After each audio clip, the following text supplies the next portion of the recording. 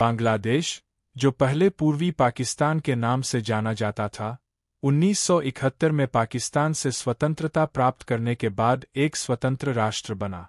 इस भूमि पर हिंदू धर्म की जड़ें बहुत पुरानी है, जो प्राचीन काल से इस क्षेत्र में मौजूद थीं। बांग्लादेश का इतिहास भारत के विभाजन और बाद में होने वाले सांप्रदायिक दंगों और राजनीतिक उथल-पुथल से जुड़ा हुआ है। 1947 में भारत के विभाजन के समय बंगाल को पूर्वी पाकिस्तान, अब बांग्लादेश, और पश्चिम बंगाल में विभाजित किया गया। विभाजन ने धार्मिक आधार पर हिंदुओं और मुसलमानों के बीच दरार पैदा की। पूर्वी पाकिस्तान में मुसलमानों की बहुसंख्यक आबादी थी, जबकि हिंदू अल्पसंख्यक थे। विभाजन के समय लाखों हिंदू परिवार अपने घरों को छोड़कर भारत चले गए, और जो बचे, उन्हें कई कठिनाइयों का सामना करना पड़ा। 1965 के भारत-पाकिस्तान युद्ध के दौरान और उसके बाद हिंदू समुदाय के प्रति पूर्वी पाकिस्तान, बांग्लादेश, में भेदभाव और हमलों में वृद्धि हुई। 1971 में बांग्लादेश स्वतंत्रता संग्राम के समय भी हिंदू समुदाय पर अत्याचार किए गए। पाकिस्तानी सेना और स्थानीय मिलिशिया द्वारा हिंदुओं को निशाना बनाया गया। इस दौरान हजारों हिंदू मारे गए और लाखों ने शरणार्थी के रूप में भारत में शरण ली। बांग्लादेश की स्वतंत्रता के बाद देश ने खुद को एक धर्मनिरपेक्ष राष्ट्र घोषित किया। बांग्लादेश के संविधान में सभी धर्मों के लोगों को समान अधिकार दिए गए थे। लेकिन धीरे धीरे राजनीतिक अस्थिरता, कट्टरपंथी संगठनों का उभार और धार्मिक अल्पसंख्यकों के प्रति असहिष्णुता के कारण हिंदू समुदाय को चुनौतियों का सामना करना पड़ा। 1990 और 2000 के दशकों में हिंदुओं की संपत्ति पर हमले, मंदिरों को नुकसान और धार्मिक उत्पीड़न की घटनाएं सामने आईं। इसके चलते बड़ी संख्या में हिंदुओं को बांग्लादेश छोड़ने के लिए मजबूर होना पड़ा। आज बांग्लादेश में हिंदू आबादी देश की कुल जनसंख्या का लगभग 8 से 10% है। हाल के वर्षों में सरकार ने अल्पसंख्यकों की सुरक्षा के लिए कदम उठाए हैं, लेकिन अभी भी चुनौतियां मौजूद हैं। भूमि अधिग्रहण, धार्मिक उत्पीड़न और कट्टरपंथी हिंसा की घटनाएं हिंदू समुदाय के लिए चिंता का विषय बनी हुई है। राष्ट्रीय चुनाव जैसी प्रमुख राजनीतिक घटनाएं सांप्रदायिक हिंसा के लिए महत्वपूर्ण बिंदु रही है, जिसमें हिंदू सबसे अधिक प्रभावित हुए हैं। उदाहरण के लिए, 2014 की शुरुआत में चुनाव से पहले हिंदुओं को वोट से पहले समुदायों को डराने के लिए धमकियां दी गईं और उन पर हमले किए गए। अवामी लीग की चुनावी जीत के बाद हिंदुओं और अन्य अल्पसंख्यकों को निशाना बनाया जाता रहा। बड़ी संख्या में हिंदू मंदिरों को जला दिया गया, तोड़फोड़ की गई और लूटपाट की गई। समुदायों द्वारा चुनावों का बहिष्कार करने से इनकार करने के कारण कुछ क्षेत्रों में व्यापक हिंसा हुई, जैसे कि मालोपारा, जहां जमाते इस्लामी कार्यकर्ताओं ने समुदाय के खिलाफ बड़े पैमाने पर हमलों को भड़काने के लिए झूठी अफवाहें फैलाईं कि उनके कई सदस्य झड़पों में मारे गए हैं।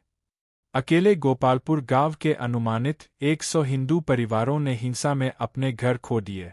यद्यपि वरिष्ठ पदों पर कई हिंदू अल्पसंख्यक सदस्यों की नियुक्ति के साथ अधिक समावेशन की दिशा में सुधार के कुछ संकेत मिले हैं।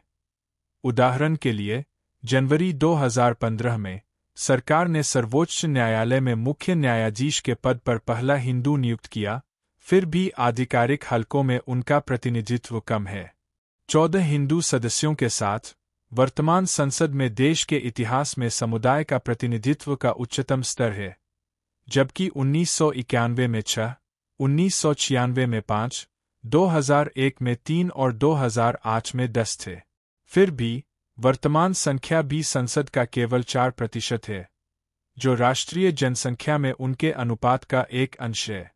ऐतिहासिक रूप से भी हिंदू सांसद एक पार्टी में केंद्रित रहे हैं। 1991 के बाद से एक अपवाद को छोड़कर संसद में चुने गए सभी हिंदू अवामी लीग के सदस्य थे। निहित संपत्ति अधिनियम की एक और विरासत भूमि हड़पने और अपने घरों से विस्थापन के कारण लाखों हिंदुओं का भारत में पलायन है। 1940 के दशक में 22% से अधिक से आज 9% से कम हिंदू आबादी में गिरावट इस पलायन का परिणाम है। उदाहरण के लिए, 1964 और 2001 के बीच अनुमानित 8.1 मिलियन लापता हिंदू चले गए, जो सालाना लगभग 2,19,000 लोगों के बराबर है। निरंतर भेदभाव, भूमि हड़पने और हिंसा के बढ़ते खतरे का मतलब है कि बांग्लादेशी हिंदू कई मामलों में अनियमित रूप से भारत में पलायन करना जारी रखते हैं।